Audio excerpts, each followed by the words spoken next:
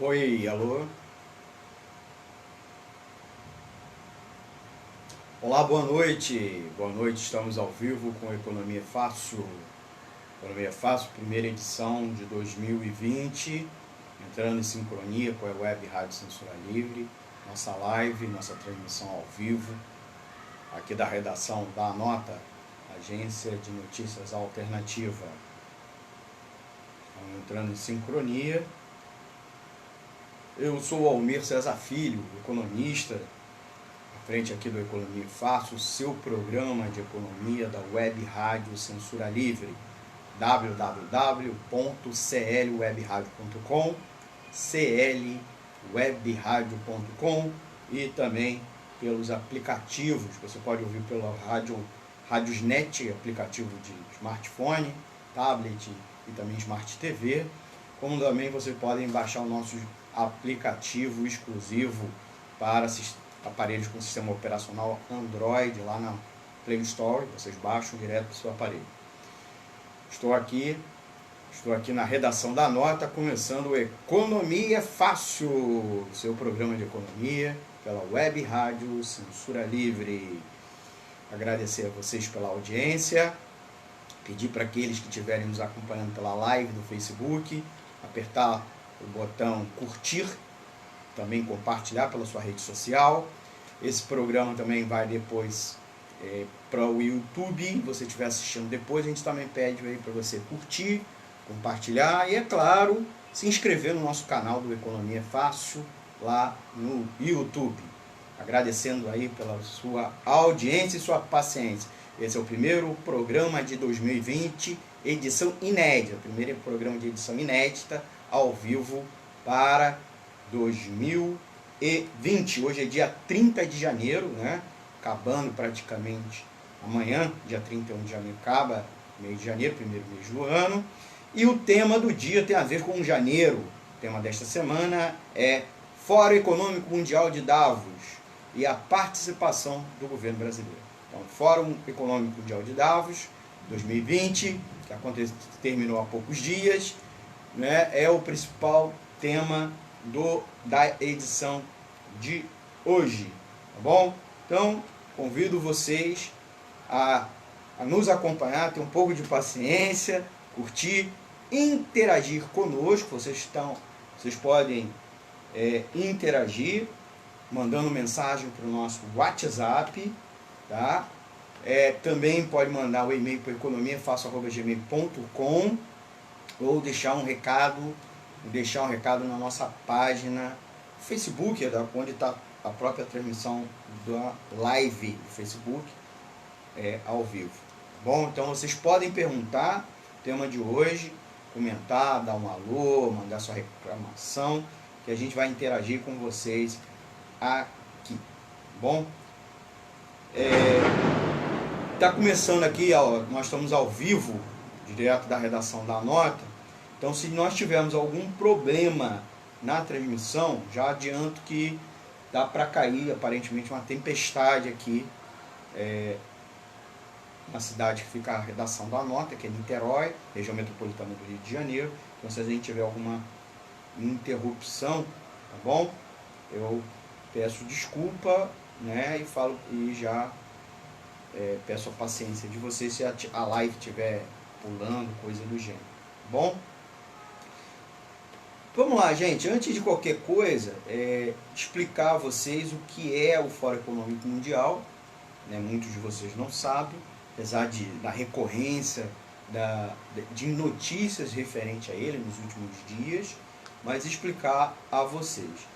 Antes eu esqueci de dizer o nosso WhatsApp, né? O nosso número é o 21 99833 6490.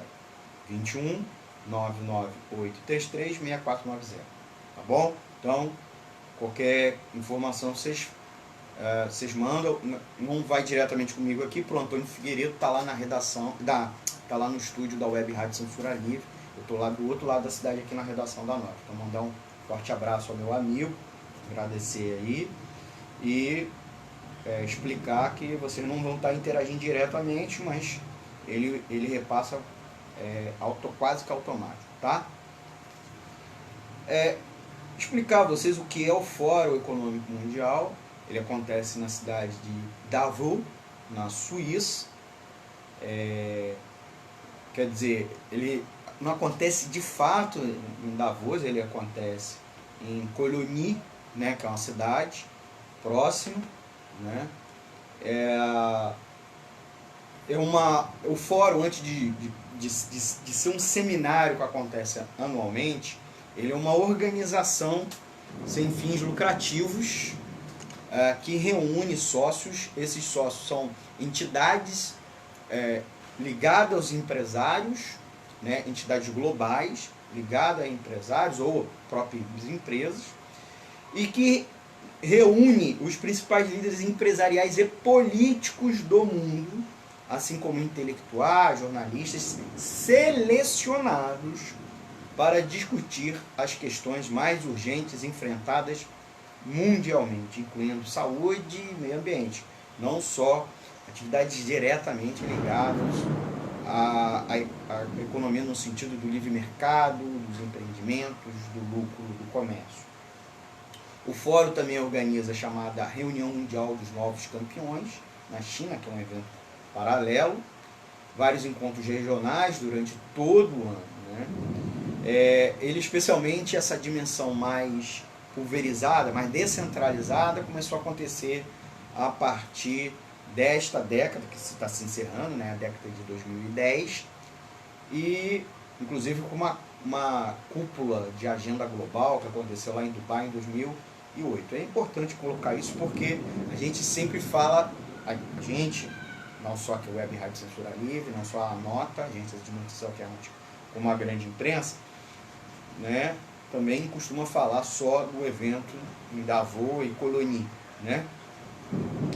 É importante a gente chamar a atenção que é um evento muito selecionado, não é qualquer um, é eu e você que vão poder participar do evento. Inclusive é um evento selecionado, é um evento caro para poder participar, e muito do foco, apesar de ser um evento sem fins lucrativos, né, e se proclama ser imparcial, ele, no sentido que ele não manifesta, pelo menos explicitamente, qualquer interesse político, partidário nacional, ele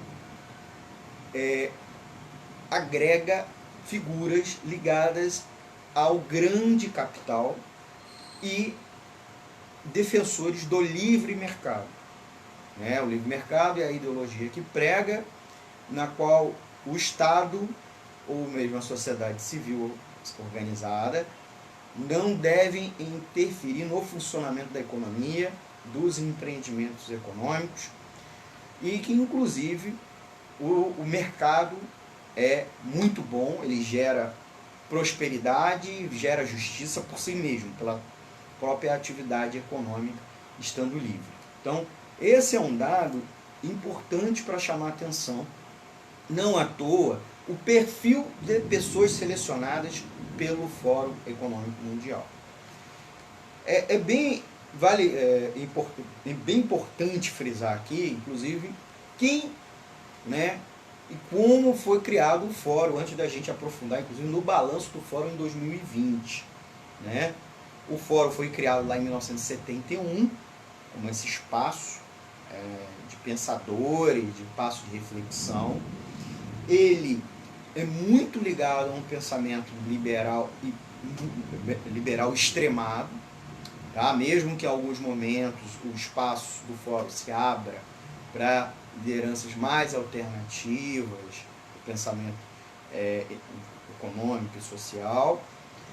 Ele, inclusive, é muito associado, as primeiras intelectuais que foram pensar o fórum, que foram elaborar o fórum, eram, inclusive, lideranças e intelectuais daquilo que a gente costuma chamar de pensamento neoliberal, que vai surgir no final dos anos 60 e início dos anos 70. E o fórum, inclusive, apesar de ser fundado em 71, ele vai ganhar ele veio funcionando com pequenas reuniões lá na Suíça. A Suíça é um país que agrega grandes bancos, estão sediados neles grandes bancos, e sempre defendeu muito o livre mercado, E lá é um país neutro, então, que era também um viés que o fórum se proclamava, né? Pelo menos da imparcialidade. Essa reunião do Fórum Econômico Mundial, ela começou a ganhar uma importância lá nos anos 80 e deu um novo salto de qualidade nos anos 90, com o fortalecimento do pensamento neoliberal, tá bom? Já no início dos anos 90, com a queda do socialismo real no leste europeu, União Soviética e outros países, né, a chamada restauração do capitalismo nessas sociedades pós-capitalistas, vai dar uma inflexão importante no próprio fórum. E o fórum, de certa maneira, é um espaço que as lideranças pró-livre mercado e o grande empresariado e também o segmento da burocracia dos países ligados ao livre mercado vislumbram como um grande espaço norteador para os próximos anos. Então eles traçam um perfil para as próximas décadas, né, de que vai ser o capitalismo mundial, no que ele precisa ser ajustado, né? E durante muito tempo sempre foi um espaço na qual essas figuras defendiam e reafirmavam uma agenda neoliberal, privatizações, abertura comercial, redução de direitos sociais. Em algum outro momento, é bem verdade, que os participantes, e principalmente os dirigentes do fórum, se propuseram a debater questões como direitos sociais, democracia, né? Então, em vários momentos, então participaram do fórum figuras assim, como em 92, Frederic de Klerk, né? Então líder da África do Sul do apartheid, e o Nelson Mandela, recém-libertado, que era o líder da luta contra o apartheid na África do Sul. Também teve uma mesa em 94, na qual estava Yasser Arafat e o Shimon Peres para discutir, Shimon Peres, que era o ministro, então na época ministro das Relações Exteriores de Israel, e depois inclusive virou primeiro-ministro, para discutir a situação do acordo de paz de Israel com a Palestina, com os palestinos. Mas, de maneira geral, há uma profunda crítica ao fórum. O fórum é entendido como um grande espaço, né, complementar, inclusive, ao G7, que é o grupo que reúne encontros de cúpula, né, o grupo que reúne os 7 países mais ricos do mundo, o Banco Mundial e a OMC e o próprio FMI. Então ele atua, mesmo que não formalmente coordenado, mas em muita medida em virtude da ideologia, do programa de sociedade que eles preconizam, da presença das lideranças, né, as burocracias, as altas burocracias, das políticas econômicas, né, os intelectuais e principalmente os grandes empresários, né, os empresários das grandes empresas. Então, o fórum acaba sendo atuando de maneira articulada, mesmo que não consciente ou formalmente coordenado, atua articulado com essas instâncias. Inclusive na implementação da sua agenda, que alguns chamam de agenda globalista, agenda de livre mercado, agenda pró-globalização, no sentido de globalização capitalista. E eles, portanto, eles sofrem severas críticas dos ativistas anti-globalização.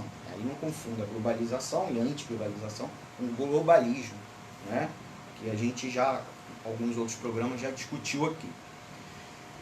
Isso fez com que, a partir do final dos anos 90 e início dos anos 2000, com a ascensão do movimento anti-globalização, acontecessem grandes marchas simultaneamente ao fórum, né? Lá na Suíça, ao ponto do governo suíço ir militarizando, reprimindo, expulsando os ativistas dos protestos. Você, inclusive, tem que ficar tendo dificuldade de acesso, não só os espaços que estão acontecendo, as reuniões do fórum, estou dizendo, até os bairros e a cidade. E passaram a acontecer grandes mobilizações em grandes cidades do mundo, nas mesmas datas do fórum. Os movimentos foram crescendo no final dos anos 90, inclusive criando um espaço alternativo, né? Nêmesis ao Fórum Econômico Mundial, uma antítese, que é o Fórum Social Mundial, que foi muito forte no início dos anos 2000, e especialmente na metade dos anos 2000, e foi declinando, embora ainda exista. Ele se reúne, mas não já com aquela repercussão, não só nos movimentos sociais, mas especialmente na grande mídia. Ele já não tem essa grande repercussão. Enquanto que o fórum segue muito forte. O Fórum Econômico Mundial segue muito forte, né? Uma grande pompa, os debates repercutem, as falas dos líderes mundiais, sejam líderes políticos, sejam líderes econômicos, empresariais, repercute muito, né? Então a gente fica dias, a imprensa fazendo a cobertura antes, durante e depois do Fórum Econômico Mundial, né? É bem verdade que, como eu falei, o fórum procurou em vários momentos, até diante da crítica que lhe é feito, agregar temários que vão além do livre mercado, tá? Mas a defesa é sempre uma defesa entusiasta do livre mercado, do livre comércio internacional e, por sua vez, de outras questões que ele envolve, como privatizações, diminuição dos direitos trabalhistas, né, austeridade fiscal. E, nesse sentido, vários líderes dos países ditos emergentes resolvem visitar o fórum, o evento do fórum, para, entre aspas, vender o seu país, né? Dizer que seu país está fazendo a chamada lição de casa, que é uma analogia que eu acho ridícula para a economia, mas que é repetida a exaustão no jornalismo econômico, tá? E essa exaustão, que é repetida no discurso deles, faz com que, em vários aspectos, o projeto se fortaleça, por um lado, inclusive, o fórum e a agenda do fórum. Então você vai lá para vender o país, certo? Então, anunciar privatizações, anunciar que o seu país vai fazer reformas neoliberais, você dizer que que o país é interessante para investimentos empresariais diretos no país, tá bom? Porque o país está aberto para investimentos. Então você vai lá, você anuncia para esses empresários, tenta atrair esses empresários, né? Em alguns momentos, alguns dos países emergentes que vão, essas lideranças vão no país, não necessariamente o chefe de Estado ou de governo, mas às vezes a alta cúpula da área econômica dos governos daquele país vai, que inclusive aconteceu esse ano e ano passado. Ano passado, o presidente Jair Bolsonaro, praticamente a sua primeira agenda externa, depois da ida aos Estados Unidos, foi a Davos, acompanhado do Paulo Guedes, ministro da Economia, que é um grande banqueiro, não é um pequeno banqueiro, é um grande banqueiro. Também é preciso chamar a atenção que esse ano, novamente, Paulo Guedes foi e não só repetiu o discurso de 2019, como reafirmou ainda mais, com mais veemência, e disse que as lições de casa o governo Bolsonaro aplicou, né, e para a retomada da confiança. Esse discurso, inclusive, da retomada da confiança e fazer lição de casa, é justamente um discurso na qual você procura atrair o empresariado, dizendo que o país está aberto para grandes iniciativas, grandes investimentos internacionais, que ele pode receber recursos, porque ele é não só aberto, como ele é estável para o grande empresário, para ele investir e obter os lucros dele sem prejuízo. Dizer, inclusive, também que as reformas que esse país faz garantem solvência fiscal, que nesse país ele não vai ter problema de o Estado de bancarrota, de não pagamento de impostos, de etc., problemas externos. Então, esse é um discurso que a elite econômica vai a Davos, né, para vender o seu país. E isso não se limita só ao governo Jair Bolsonaro, Paulo Guedes, mas muitos países o fazem. Então, vão para Davos para isso, tá bom? Então, é nesse ponto que nós vamos nos aprofundar.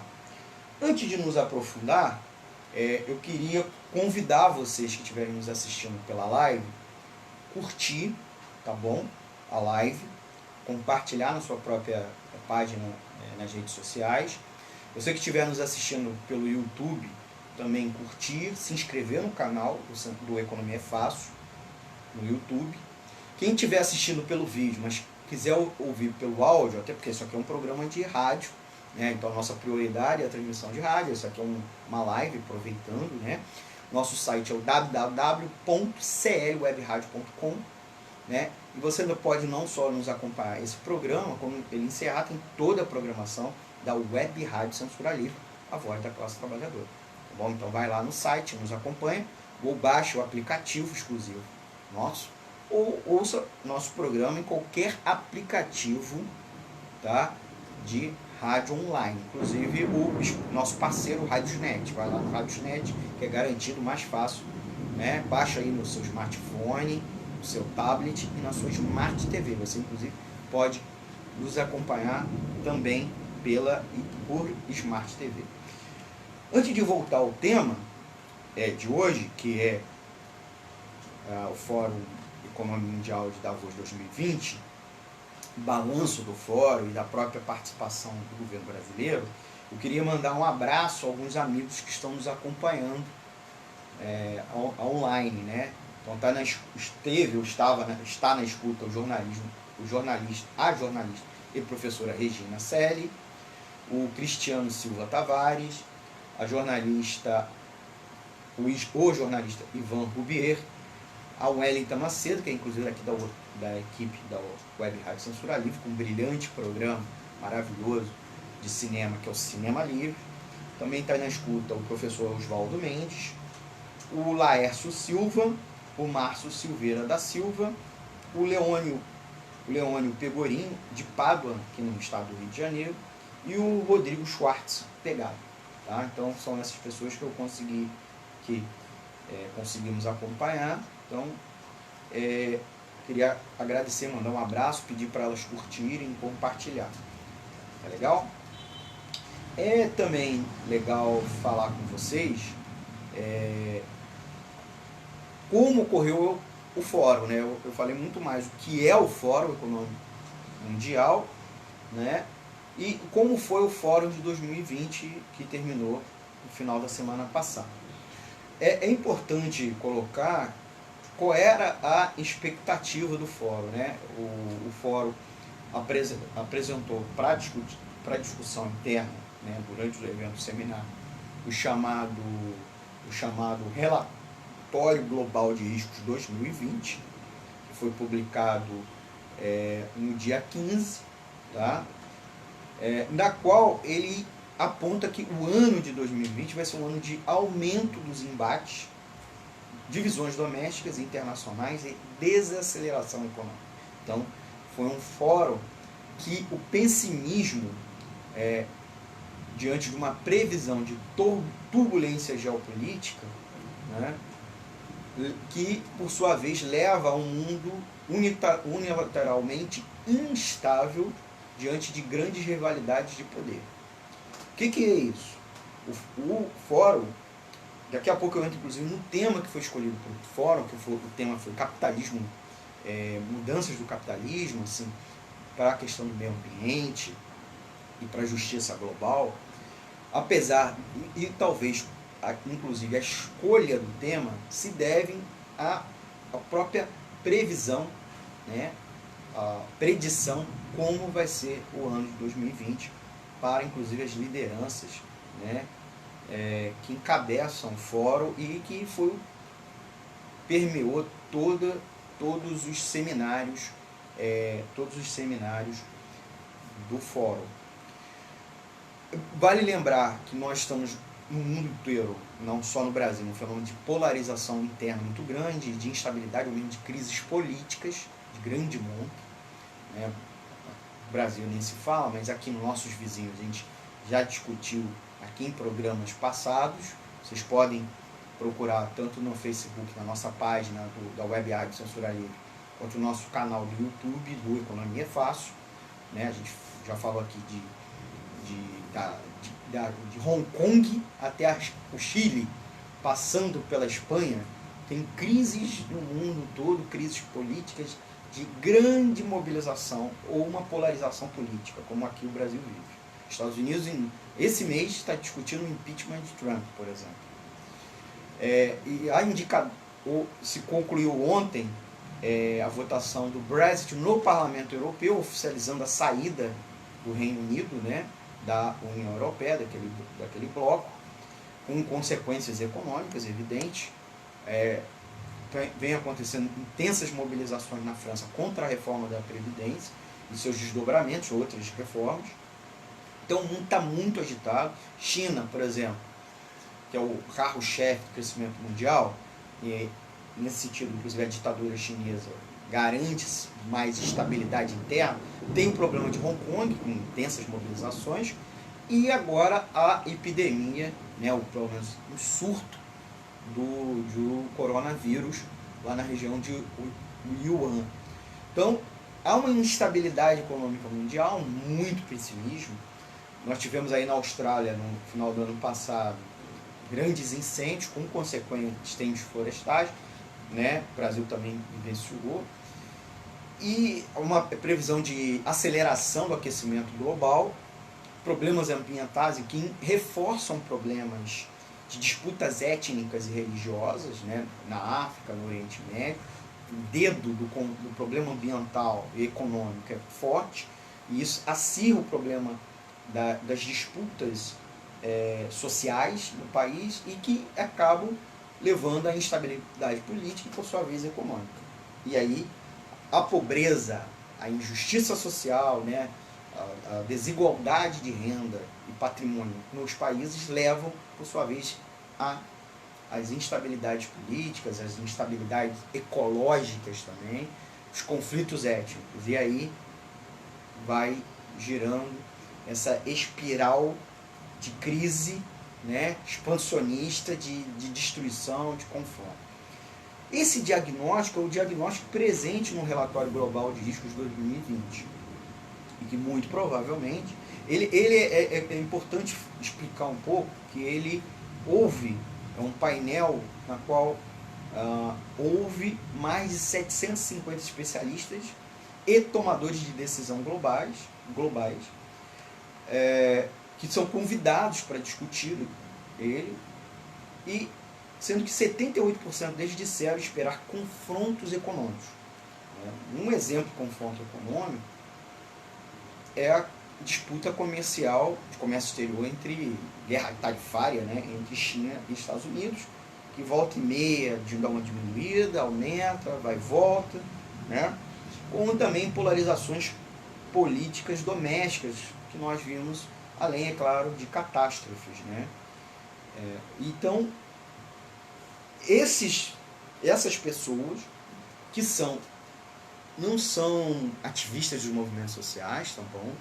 Não são intelectuais no sentido acadêmicos, menos ainda de esquerda, né? Menos ainda do marxismo cultural, como diria aí a extrema-direita brasileira, comunistas, não são empresários, são especialistas, são tomadores de decisões globais, que geralmente são grandes burocratas das áreas econômicas dos países, ou empresários, né, executivos de empresários de grandes empresas.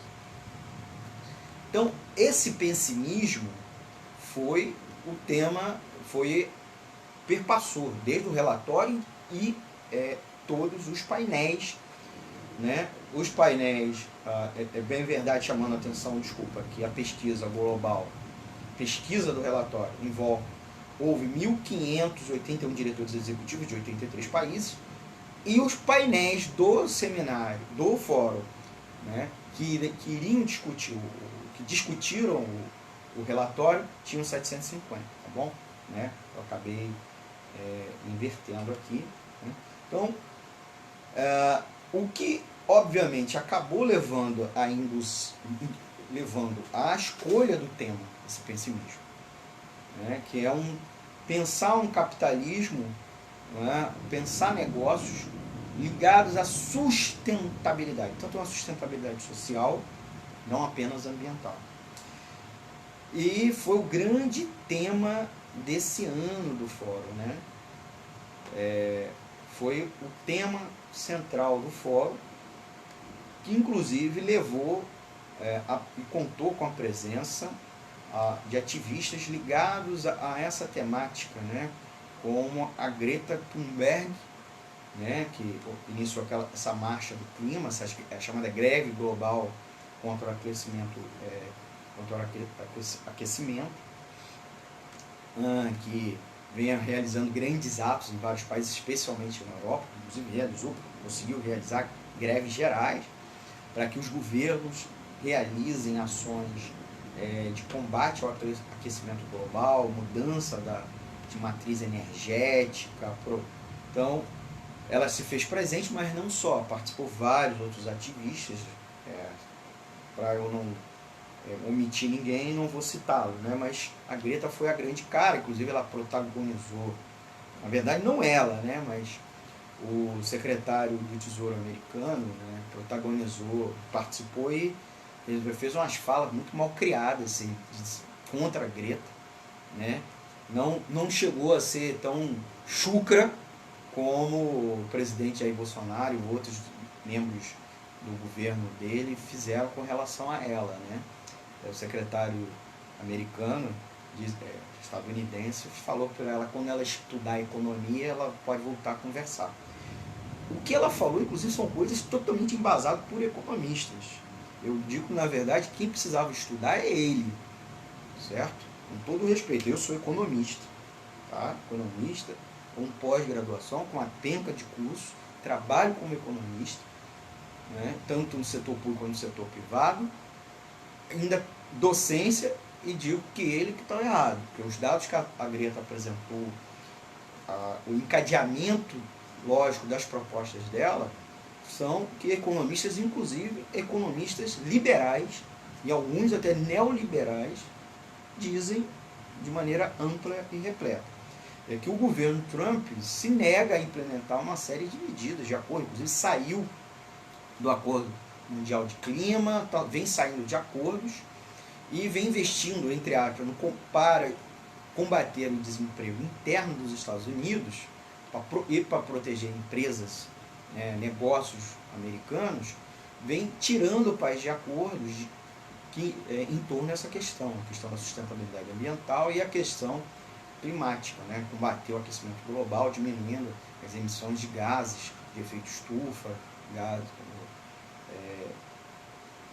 carbônico, emissão de carbono na atmosfera, e de combustíveis fósseis, né? Hoje, inclusive, os Estados Unidos cada vez mais se consolida como um país que, inclusive, deixou de ser importador de petróleo, muito porque está produzindo internamente, mesmo a um custo muito elevado, inclusive não só econômico, mas especialmente ambiental, né?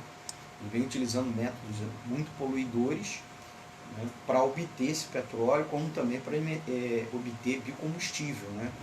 Inclusive o álcool do milho, né, com impacto sobre a lavoura daquele país. Então, e mantendo indústrias poluidoras, né, extremamente poluidoras. Justificativa é de combater o desemprego.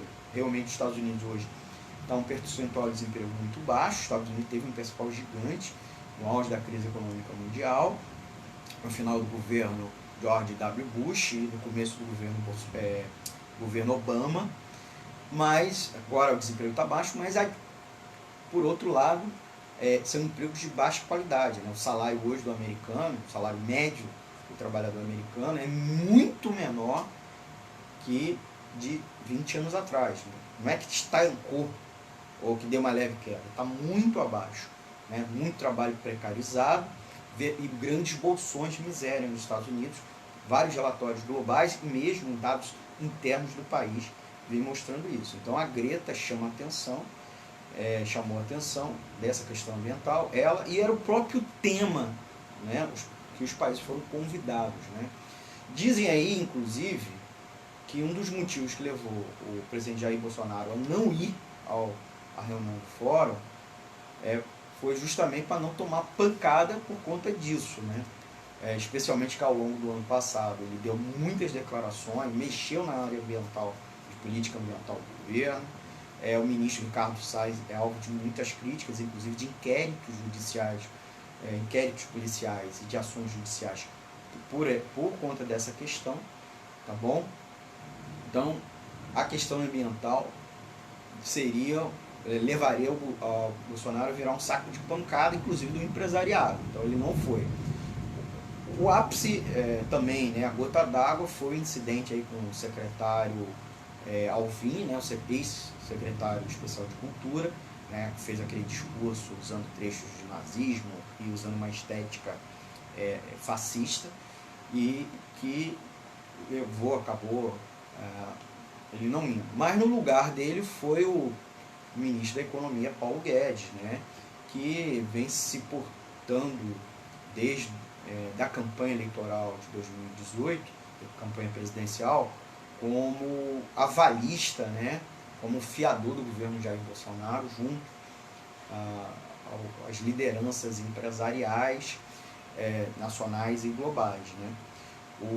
Aí é importante chamar a atenção para o Paulo Guedes. O Paulo Guedes, apesar de ter uma formação acadêmica consistente, ele é um Chicago Boy. Ele estudou no auge da formulação do pensamento neoliberal lá nos Estados Unidos, na Universidade de Chicago, que preconiza a redução do Estado ao mínimo possível, direitos sociais praticamente zero, privatizações, abertura. Os Chicago Boys foram muito importantes no governo chileno, durante o governo Pinochet, né?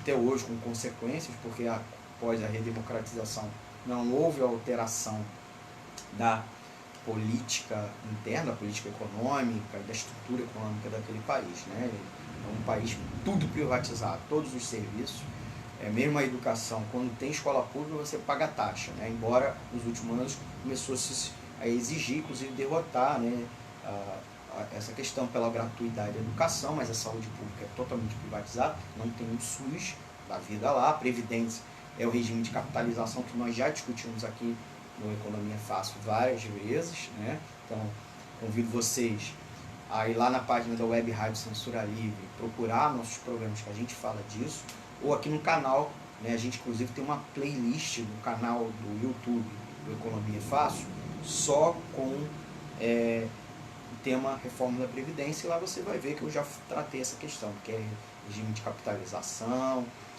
que é muito ruim, não é? Todos os países do mundo que o adotaram em algum momento voltaram atrás, exceto grande exceção ainda é o Chile, e lá está se rediscutindo isso, né? As manifestações do ano passado, aquele levante chileno, obrigou o governo e está tramitando uma reforma da Previdência invertida, né? Desfazendo a reforma da Previdência lá dos anos 80.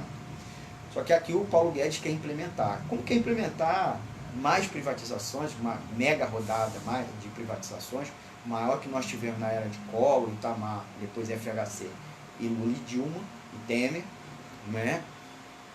Listando empresas que jamais se pensariam, né? Pretende praticamente liquidar todas as empresas estatais, sejam elas estratégicas ou não, que dão lucro ou não, que tem finalidade social ou não. Vai dos Correios, ninguém imaginou uma instituição com mais de 300 anos, fundamental em qualquer país do mundo ter um correio público, ele quer privatizar. Casa da Moeda, né, você está lidando com um tipo de bem que você nem deveria importar de fora, que é um bem estratégico, inclusive, né? E aí quer privatizar tudo, Eletrobras, o sistema de geração, ele não quer abrir para novas empresas se instalarem, ele quer vender as empresas que já estão instaladas. O brasileiro sabe que a realidade das privatizações, nós vivenciamos no dia a dia, inclusive você que é morador do estado do Rio de Janeiro, todos os serviços são privatizados, exceto a SEDAI, que o governo quer privatizar, mas por sua vez, a gente sabe nos locais que o serviço é privatizado de água, quando a qualidade não é sofrível, a tarifa é estratosférica, né? Não é à toa que, inclusive, serviços, os chamados serviços de utilidade pública, os serviços industriais de utilidade pública, água, luz, telefone, especialmente água e esgoto, mas transporte, nos países, uma boa parte dos países que privatizaram, eles estão desfazendo as privatizações, porque o serviço nunca fica eficiente, ele fica deficitário.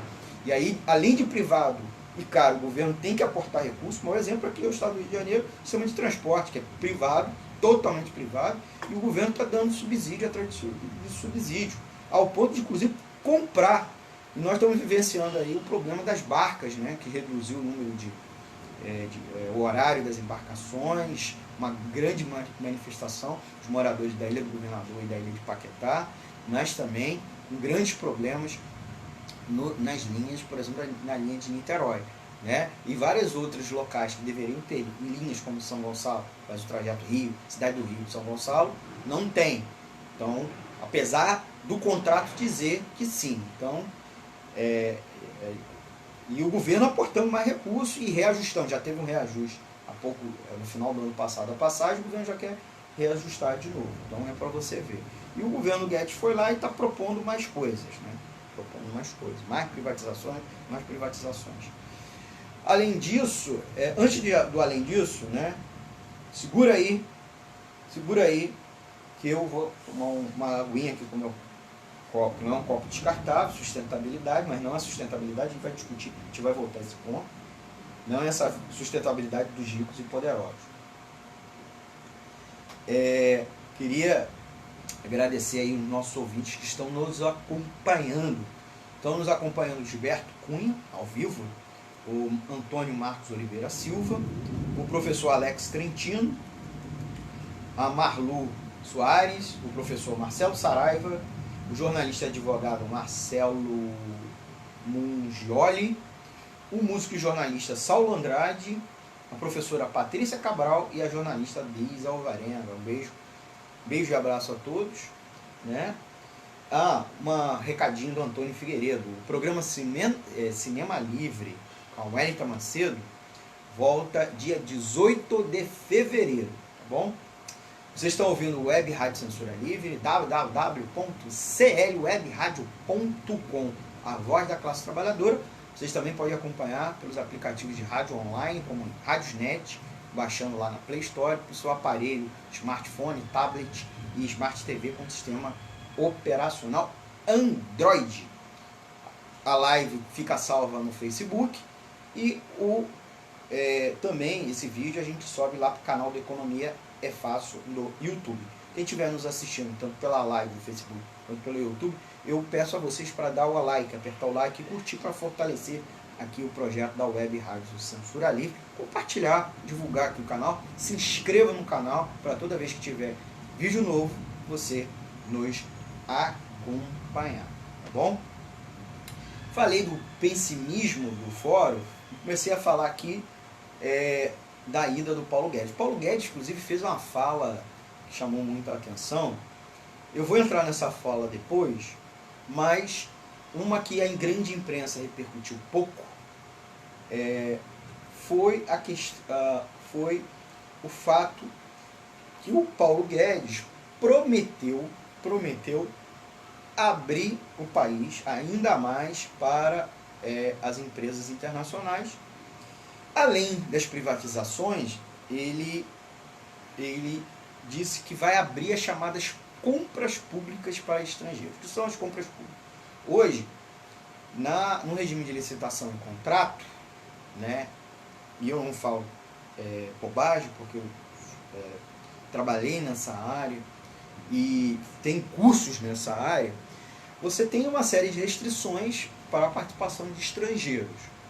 Essas restrições, inclusive, é para garantir a qualidade da entrega do produto, mas também compras públicas é utilizado como uma política pública de fomento econômico, para estimular e desenvolver a economia do país. Quando, por exemplo, o governo diz que vai comprar aviões, ele não comprando lá fora, ele está com isso estimulando para que empresas internacionais se instalem no país, ou façam parceria com empresas brasileiras, ou mesmo ajude empresas brasileiras que têm dificuldade de concorrer de igual condições.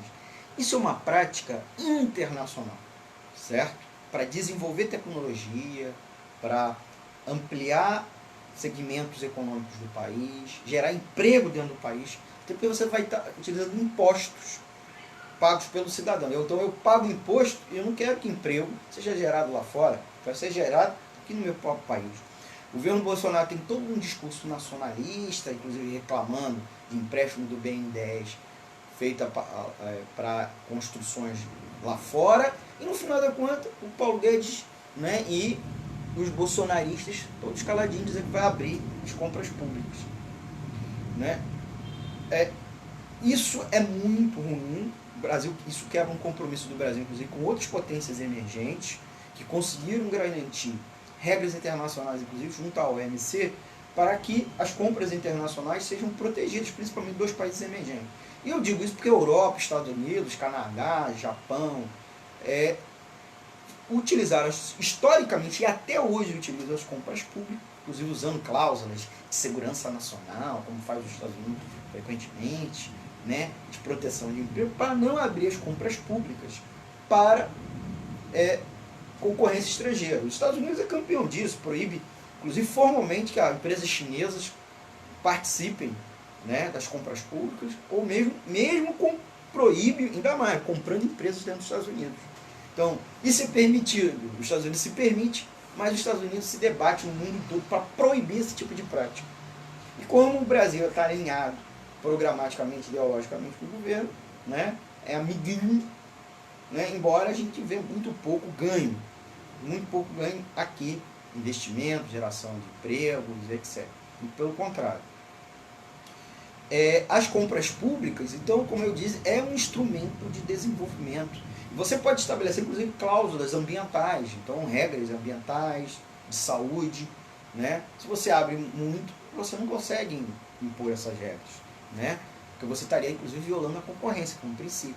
Mas aqui, para aqui dentro, você estabelece, e isso ajuda as empresas. Então, as compras públicas é um instrumento importante de desenvolvimento econômico, geração de emprego e renda. Então, meu imposto não vai lá para fora, ele fica aqui dentro, né? E por sua vez, que gera impostos aqui dentro também, mais impostos, que inclusive financia novamente, né? Financia, faz um círculo, financiando a própria compra pública, né? Porque a compra pública você compra de uma empresa, essa empresa contrata funcionários, ela paga os seus funcionários pagam impostos, consomem, por sua vez o seu consumo é imposto, né? A empresa também contrata outras empresas, fornecedores, que compram e assim você arrecada. Então, é mais uma política nefasta do Paulo Guedes. E o Paulo Guedes ainda complementou, falou que vai, além da reforma da Previdência, ele vai ampliar as reformas, mais reformas neoliberais aqui no Brasil, inclusive 5 grandes reformas, que é da agenda econômica para esse ano, que ele pretende reforçar. Então, que a gente tem que ficar ligado. E uma delas é ensino dos servidores públicos, que vão ter um corte de salário, e vão poder ser demitidos à vontade do chefe, né? Não vai ter mais concurso público durante vários anos. Se hoje nós temos o problema da fila da INSS, nós vamos ter esse problema para toda a administração pública, que é o que pretende o Paulo Guedes com esse tipo de iniciativa, com a desculpa esfarrapada evidente, com desculpas farrapadas, de privatização, de abertura, liberdade econômica, diminuição do Estado da economia. O que nós não como estamos vendo é diminuição de serviço público à população. É isso que está acontecendo, porque os impostos não diminuem, muito pelo contrário, aumentam cada vez mais. Inclusive a proposta também de reforma tributária que o governo quer fazer é trocar 6 por meia dúzia, inclusive ampliar. Hoje a gente tem várias formas de diminuir os pagamentos de impostos, e ele vai fechar isso tudo, né? E não cobrando dos mais ricos, que como acontece em qualquer lugar do mundo, né? Justiça tributária. E além disso, dessa facada no cidadão brasileiro, no consumidor, no trabalhador brasileiro, o Paulo Guedes fez uma fala que era o oposto, um discurso invertido, que era a temática, como eu falei aqui, do grande temário do Fórum Econômico Mundial 2020, que foi a questão do meio ambiente, né? Ele inclusive fez aquela fala dizendo que a culpa do problema ambiental do mundo, inclusive do desmatamento, porque ele foi muito criticado pela crise de desmatamento e de incêndios florestais que o Brasil passou em 2019, e pelo jeito continua para esse ano, né? Produto, inclusive, da política ambiental do governo Jair Bolsonaro, que libera tudo, vem desmantelando os órgãos ambientais de fiscalização, e também outros de controle territorial, que vai até a FUNAI, por exemplo, né, porque as reservas indígenas hoje estão sendo atacadas por grileiros, por desmatadores, né, por madeireiros ilegais. E aí ele fez aquela fala culpando os pobres, que é uma questão dos pobres que desmatam para sobreviver, que não é verdade, porque todas as pesquisas e também os laudos de autuação, você vê que é sempre alguém grande, um madeireiro, que é um cara rico, não é o trabalhador do madeireiro, é um madeireiro, pecuarista, né, que desmata para botar boi, né, de qualquer jeito, mas para ter mais lucro. As empresas que jogam sujeira nos rios, as grandes indústrias, não é o consumo, não é a casa, né? Consumo exagerado de água, dos lençóis e dos mananciais de água, né? E vou dar um exemplo, assim, a Austrália passou pelaquela crise que muitos bolsonaristas ficam, olha, ninguém está falando da Austrália, que é mentira, não é verdade, que a imprensa internacional só falou da Austrália, inclusive culpando o governo australiano, e vale lembrar, o governo australiano tem muitas semelhanças com o governo Bolsonaro, ligado às igrejas evangélicas, um forte viés militarista e negando o aquecimento global, inclusive explicitamente. Então, o resultado nós vimos lá na Austrália. Inclusive, o governo está sendo muito criticado por isso, inclusive respondendo a processos, etc. Sendo que lá os biomas que tiveram grandes incêndios ambientais são diferentes daqui, porque a Amazônia, teve incêndio na Amazônia só feito, ou o cara tacou fogo e derrubou madeira para pegar fogo, porque a floresta amazônica é uma floresta equatorial úmida, é diferente das florestas da Austrália, que é semiárido, que são savanas e semiáridos, né? Lembram o nosso cerrado e a nossa caatinga, que são florestas secas, que aí, em período de estiagem, ficam mais vulneráveis a incêndios, até incêndios espontâneos. Mas lá o desmantelamento, com certeza, né, a imprensa internacional, e especialmente a do próprio país, vem mostrando, denunciando isso. Então o discurso do Paulo Guedes é um discurso totalmente equivocado, certo? E se fosse verdade, ele está errado por uma outra questão, que ele até justifica que é preciso gerar crescimento para gerar renda para essas pessoas, para elas deixarem de ser pobres. O que nós vemos é que o crescimento econômico por si só, o lucro dos negócios, né, não gera necessariamente renda suficiente para os mais pobres. Essa renda não goteja, não chega até eles, né? Não vai pingando e chega até eles. Fica retido na forma de lucro dos grandes acionistas e dos executivos das empresas. Não é à toa que até um discurso do fórum era maior responsabilidade social, né? A questão de chamam lá de Stocking Hawk, né? Tem toda uma discussão aqui que eu não vou entrar porque não temos mais tempo. Mas dizer o seguinte, é que eles falam de substituir o capitalismo dos acionistas pelos né? Que recebe os lucros e dividendos, pelos capitalistas das partes interessadas, que seriam os consumidores, os trabalhadores, a comunidade em torno das empresas, né? Cobrando responsabilidade, objetivos para além do lucro, né? Que envolve o interesse da sociedade, a questão social e a questão ambiental. É claro, para a gente concluir aqui, que o governo, apesar do Paulo Guedes, de certa maneira, pagar mico, por outro lado, ele é aplaudido, porque ele abre o país para os grandes empresários, que os empresários interessam nisso. Eles querem o país aberto para grandes negócios, e eles têm lucro e vão embora. Remetem o lucro para fora, inclusive levando o dólar. Não é à toa que o país hoje está uma fuga de dólar, maior saída de dólar, inclusive diminuindo as nossas reservas internacionais. Agora, por que ele também é aplaudido? Porque ele aplica essa agenda de aumento do lucro, né, que favorece os lucros, em detrimento dos direitos e do salário do trabalhador. Né? Você tem aí um crescimento do trabalho informal, do trabalho precário, né, diminuição do salário dos trabalhadores da iniciativa privada, redução salarial e do número de trabalhos formais. E agora ele quer atacar o serviço público, mais ainda, que ele já fez com a reforma da Previdência, quer fazer com a reforma administrativa. Qual é o problema? Para além disso, essa visão de capitalismo ambiental é insustentável, certo? E não é um problema de responsabilidade individual do cidadão, né? O problema das emissões dos gases, que levam inclusive ao fim dos canudos descartáveis, copo descartável, blá blá blá blá blá blá. É um problema na qual o método produtivo, né, e a lógica das empresas ser voltada ao lucro faz com que ela utilize métodos, matérias-primas que são poluentes, a despeito de nós já termos tecnologias em uma matriz, né, aspectos da matriz energética e da matriz de suprimento que garantam uma produção menos poluidora. E assim, eu vou usar um exemplo. O maior poluidor são as empresas, não é as famílias, né? Especialmente as famílias trabalhadoras, que têm um padrão de consumo, né, que não é de luxo, não é abastado.